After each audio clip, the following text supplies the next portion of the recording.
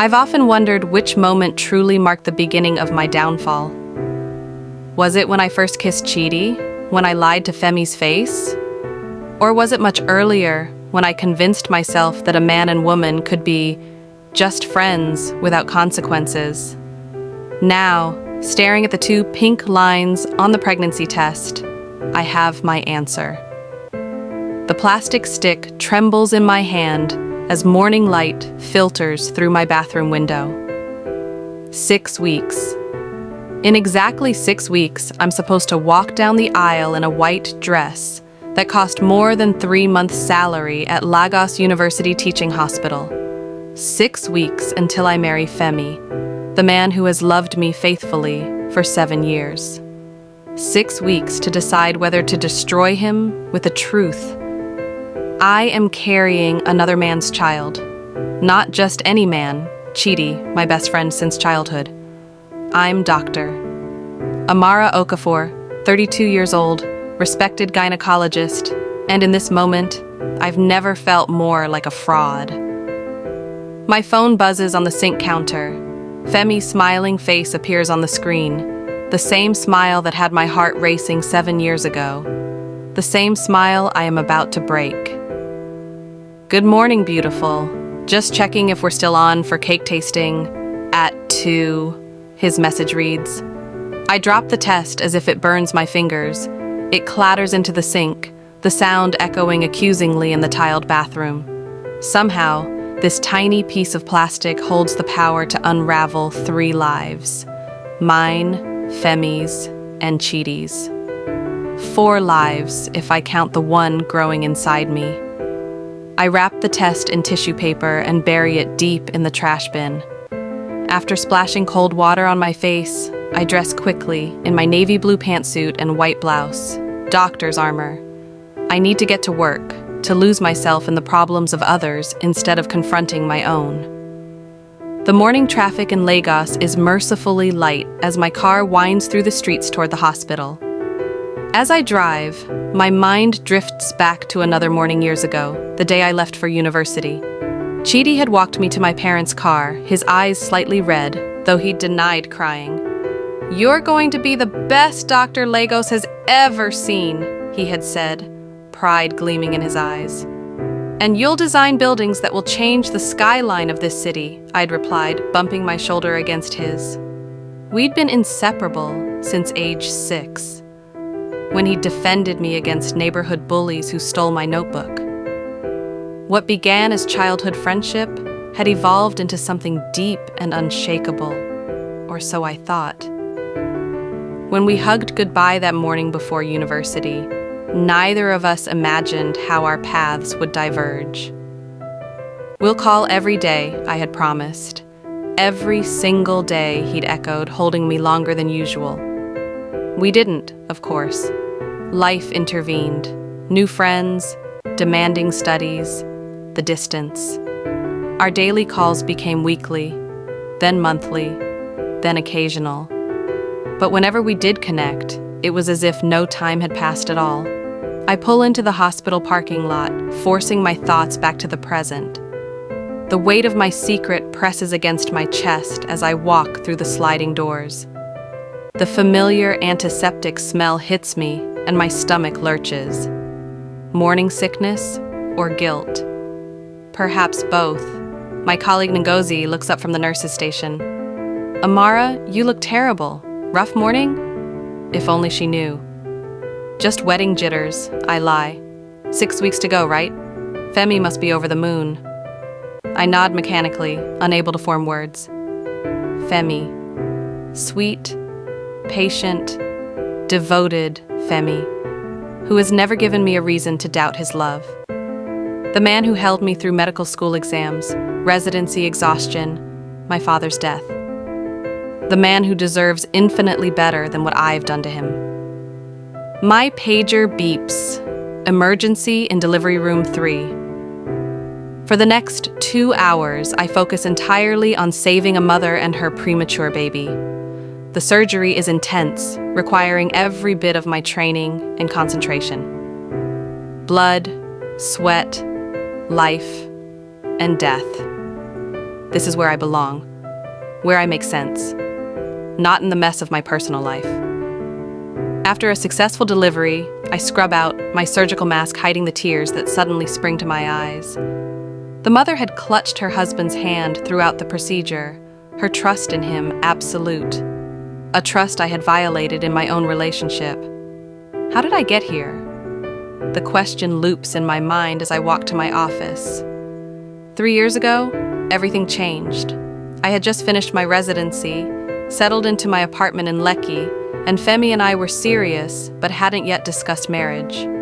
Life was unfolding exactly as I'd planned. Then Chidi called. Guess who just got hired by the biggest architectural firm in Lagos? His voice, deeper than I remembered but still unmistakably Chidi, filled me with unexpected warmth. You're moving back to Lagos? Already here. Had my first day yesterday. We need to celebrate. That night, we talked until the bar closed, retracing old memories and creating new ones. When he dropped me home, there was a moment, brief but electric, when I thought he might kiss me. He didn't, and I told myself I was relieved. But was I? That night, I dreamt of Chidi. When I woke, I felt a confusing mixture of guilt and longing. I had Femi. Why was I thinking about Chidi this way?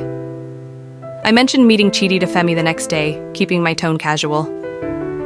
Remember my childhood friend I told you about? He's back in Lagos. Femi nodded, but something in his expression changed. The architect? That's nice, you'll have to introduce us sometime. His voice was neutral, but I knew him well enough to detect the undercurrent of concern. At the time, I dismissed it as simple jealousy. Now I realize it was intuition. Femi sensed what I refused to acknowledge, that Chidi's return would change everything. Over the following months, Chidi became a fixture in my life again. Coffee after work, weekend brunches, long phone calls discussing everything and nothing. I told myself it was innocent, rekindling a childhood friendship. But deep down, I knew each meeting carried a charge, an unspoken possibility that both thrilled and terrified me. Femi noticed, of course. He's perceptive, one of the many qualities that make him an excellent pediatrician. You spend a lot of time with him, he observed one evening as we prepared dinner. He's my oldest friend, I replied, not meeting his eyes. Just be careful, Amara. Sometimes friendships between men and women, they can get complicated. I laughed it off. Not with Chidi and me. We're like siblings. But even as I said it, I knew I was lying. The flutter in my stomach when Chidi texted, the way I found myself dressing more carefully when I knew I'd see him. These weren't sibling feelings. I trust you, Femi said, kissing my forehead. I just don't want to see you in a situation that might hurt us. I hugged him tightly, promising myself I would maintain proper boundaries with Chidi. A promise I would spectacularly fail to keep. My office phone rings, jolting me back to the present. It's Femi. Hey, are you still free for cake tasting? I can pick you up at 2 p.m. His voice is warm, trusting. Each syllable twists the knife of guilt deeper into my heart. Yes, I manage. I'll be ready. Great. Oh, and I picked up your wedding shoes from the cobbler. The heel is fixed. Such a small thing. He remembered to fix my shoes. Tears burn behind my eyes. Thank you, I whisper. Everything okay, Amara? You sound strange. I swallow hard. Just tired. Emergency delivery this morning. Get some rest if you can. See you at 2. Love you. The words love you too stick in my throat. I say them anyway. Another lie to add to my collection. I hang up and press my forehead against the cool surface of my desk. 6 months ago, Femi proposed on a moonlit evening at a private dinner overlooking the beach. It was perfect, stars scattered above us like diamonds, the gentle crash of waves providing background music. "Amara," he had said, voice trembling slightly, "you're the most brilliant, passionate, caring person I've ever known. I want to build a life with you, grow old with you, face whatever comes our way together. Will you marry me?" When he knelt before me, ring in hand, tears in his eyes, I said yes without hesitation. I loved him. I still do. I called Chidi the next morning to share the news. "He's a lucky man," Chidi said after a long pause. "When's the wedding?" "We're thinking next April. Gives us time to plan everything properly." Another pause. "I'm happy for you, Amara." But he didn't sound happy.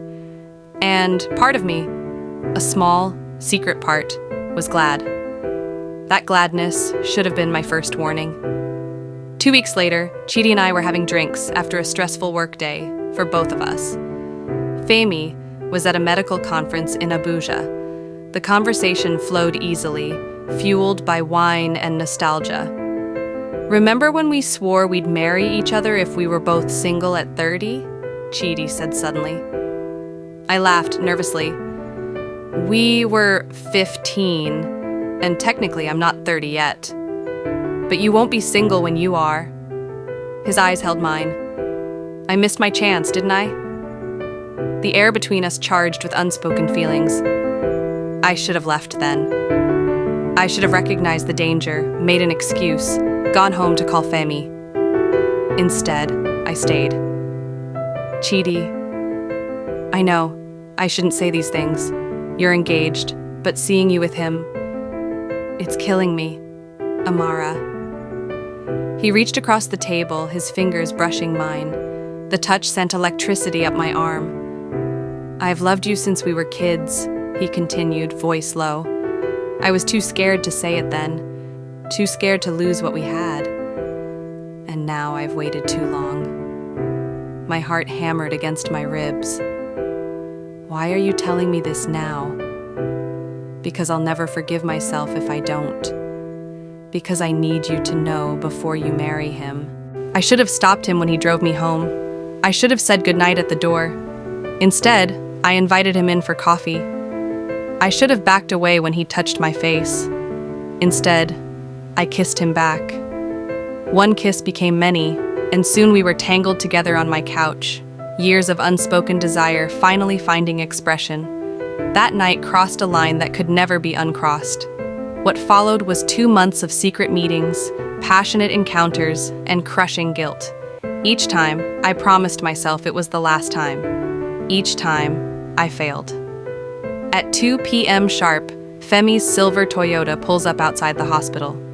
As I walk toward his car, my phone buzzes with a text from Chidi. "Need to see you. Important. Tonight?" My stomach drops. Does he know? How could he? I've only known for a few hours myself. Femi greets me with a kiss. "Ready for sugar overload?" I force a smile. "Absolutely."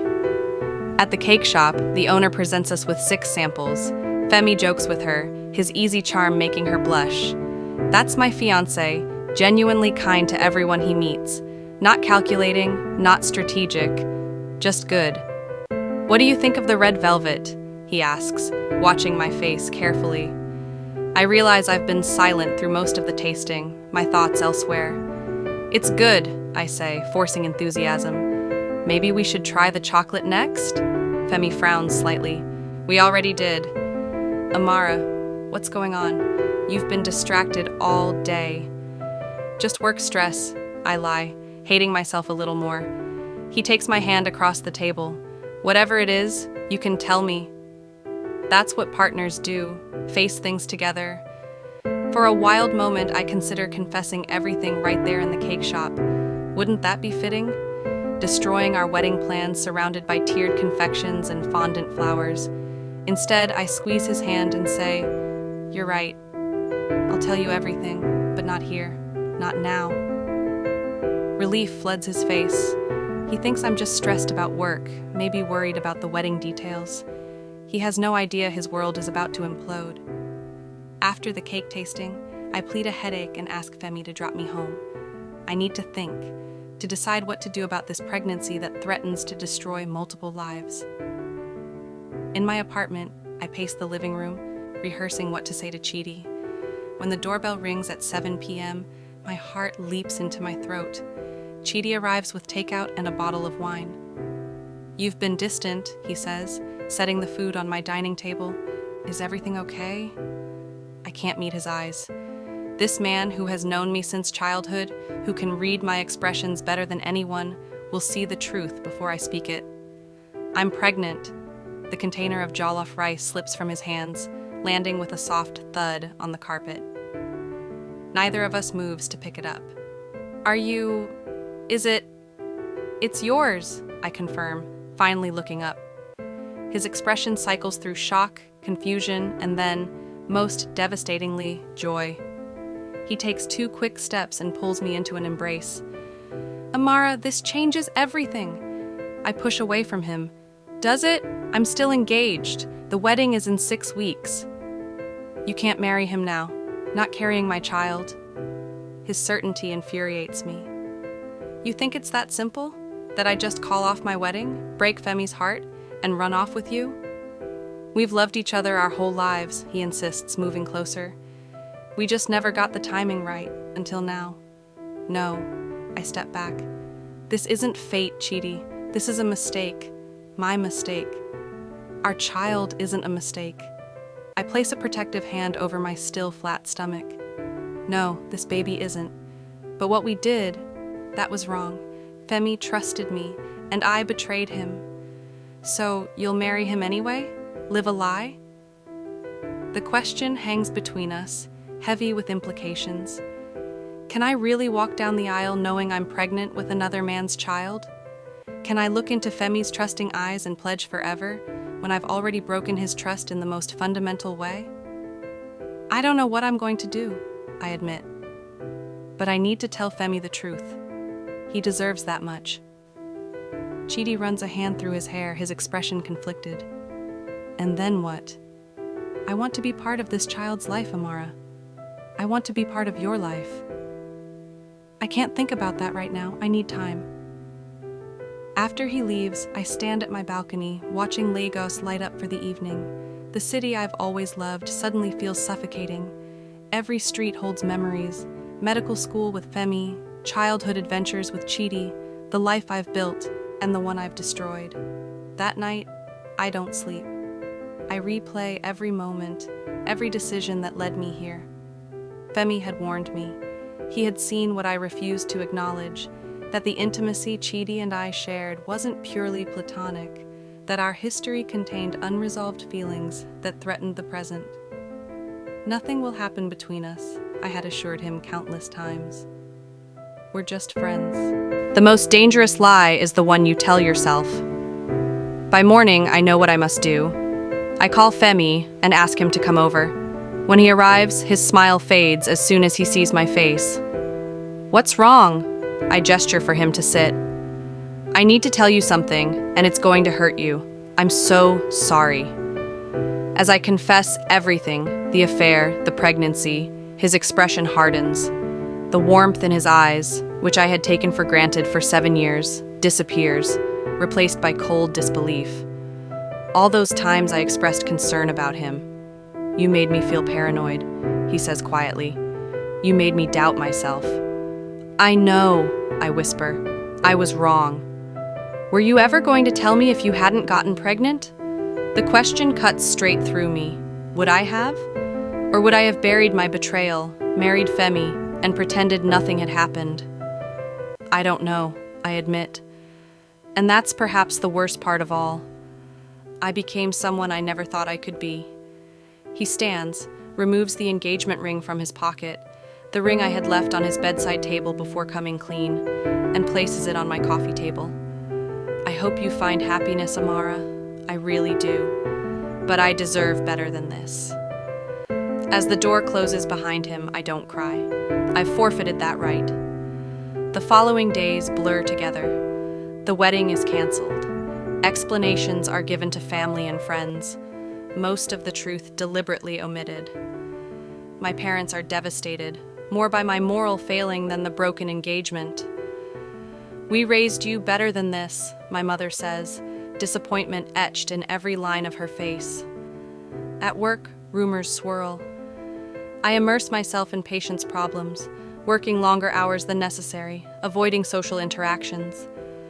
Chidi calls and texts daily. Sometimes I respond, sometimes I don't.